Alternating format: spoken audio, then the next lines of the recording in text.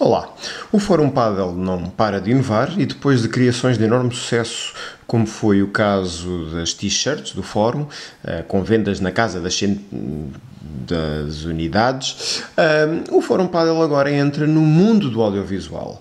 Entra e quase certeza sairá também muito rapidamente, dada a fraquíssima qualidade da produção que vocês estão prestes a assistir.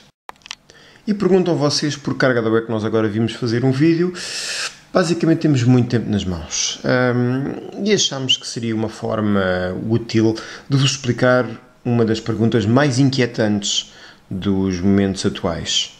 Como é que se processam as subidas e as descidas de divisão no Fórum Padel? Eu sei que a maior parte de vocês acha o nosso regulamento tão básico como qualquer livro da Margarida Rebelo Pinto. No entanto, vamos dar-vos aqui alguns exemplos para perceberem como é que se processam então as subidas e descidas de divisão das nossas ligas. Temos aqui um exemplo de 3 divisões, em que chegamos ao final da edição e temos uma tabela classificativa com os 16 jogadores das 8 duplas alinhados de acordo com o número de pontos que obtiveram durante a liga. E o que é que verificamos? Verificamos que temos 4 primeiros classificados que garantem a subida de divisão, os últimos 4 classificados que descem de divisão e os restantes que garantem a manutenção nessa divisão. No entanto, há aqui algumas exceções à regra que importa explicar. Recorrendo então aqui a uma elevadíssima produção de animação gráfica, de fazer inveja a qualquer Pixar, vamos então explicar como é que isto se processa. Ora, imaginemos então um primeiro cenário mais simplista, em que podemos fazer o paralelo com 16 jogadores cristãos ortodoxos, em que não há cá separações entre ninguém, e portanto chegamos ao final da liga e de uma liga para a outra toda a gente se vai manter exatamente como estava. Ou seja, as duplas vão se manter iguais. O que é que acontece? Os 4 primeiros classificados transitam para a divisão acima, os últimos 4 classificados descem. E esta divisão, na edição seguinte, vai ser preenchida com 4 novos jogadores poderão ter subido da divisão abaixo, caso ela exista, ou 2 novos jogadores que nunca tenham participado na liga, e também pelos 4 jogadores que desceram da divisão acima. Num cenário simplista, era isto que acontecia. Contudo, a religião católica já não é o que era e, portanto, raramente as duplas se mantêm todas exatamente iguais de uma liga para a outra. Jogadores que se zangam uns com os outros e que querem trocar de parceiros, outros que se fartam dos meus mails às 4 da manhã e simplesmente não desejam participar, o que vai dar lugar à abertura de vagas nas diferentes divisões. E como é que o preenchimento destas vagas irá ser feito? Ora, o preenchimento é feito de acordo com a classificação de cada um dos novos jogadores que pretendem entrar ou das novas duplas que se tenham formado para a edição seguinte da liga. E verificamos que, por exemplo, esta nova dupla, se quisesse entrar, poderia ter um somatório de 8.000 pontos olhando para o ranking individual deles. Esta nova dupla teria 6.000 pontos nessa soma dos pontos que têm no ranking e, portanto, seriam alinhados de acordo com essa classificação para o preenchimento das vagas existentes na divisão, podendo, neste exemplo, dar lugar à entrada de uma nova dupla. Importa, no entanto, esclarecer o que são os graus de cada jogador. Ora bem, voltando à situação do final da edição, em que temos a classificação final dessa edição, verificamos que os 4 jogadores que garantiram a subida de divisão têm uma cor verde. Ora, estes jogadores, quer joguem novamente com as mesmas duplas ou se recombinem entre eles, garantem sempre a subida de divisão, independentemente do número de pontos que tenham no ranking.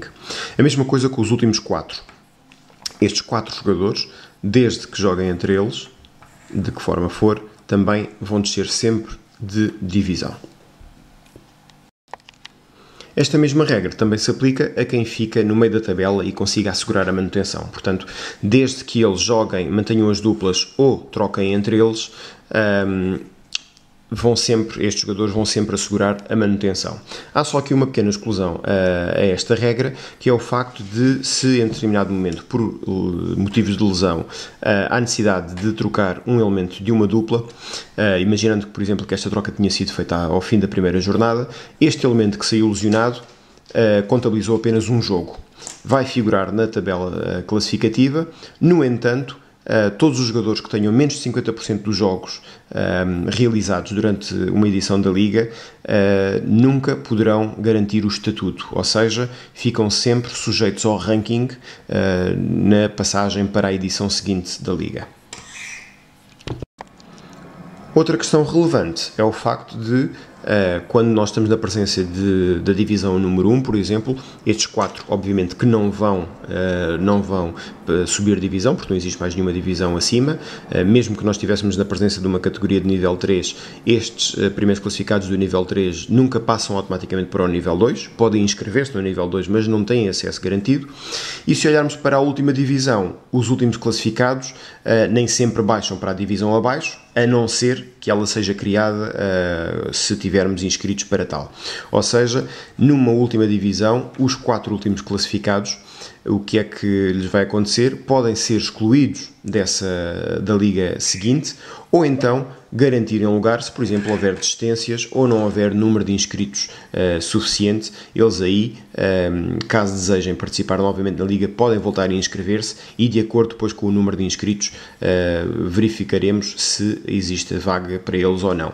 O que vale a pena aqui reter é que, mesmo que tenham ficado excluídos na edição anterior, vale sempre a pena inscreverem-se, pode ser que tenham lugar na próxima edição da Liga. Outro artifício para estes jogadores se manterem na Liga, se não se quiserem sujeitar portanto, ao número de inscritos, é a recombinação com jogadores de uma categoria diferente. Aí, como referimos há pouco, vai sempre imperar a classificação que tiverem no ranking, e se o ranking justificar a sua colocação nessa divisão, terão acesso à mesma.